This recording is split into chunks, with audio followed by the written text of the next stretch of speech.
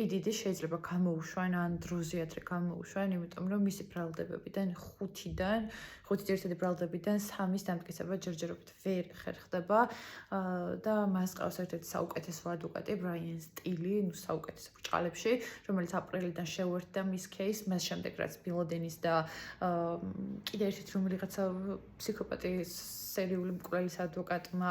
კი მიატოვა პიდიდი, მას შემდეგ შეუერთდა ამ საქმეს და შესაბამისად შესაძლოა ასეთი შედეგი დაადგეს. მე მაინტერესებს უბრალოდ თქვენი აზრი, რამდენად ეთიკურია რომ ანუ რასაკვირველია ზოგადად აუცილებელია ადვოკატის მოვალეობაა, როდესაც იღებს საქმეს, მას უნდა უერთგულო და აი ეს ადვოკატის ეთიკის კოდექსის ერთ-ერთი მთავარი პუნქტია, რომ თუ кейსი მოკიდებ ხელს, ბოლომდე უნდა უერთგულო შენს დაცვის ქვეშ მყოფს, მაგრამ აქ მეორე საკითხი წარმოიჭრება, რომ რისი მოთხოვნა უნდა წააყენო, ხო? ანუ ხო შეიძლება რომ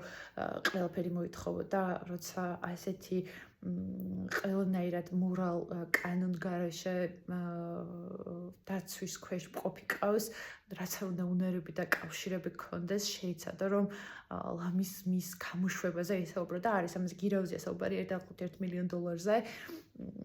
და მის დროებით გათავისუფლებას და შეწყალებაზე. არ ვიცი, თქვენ რა ფიქრობთ?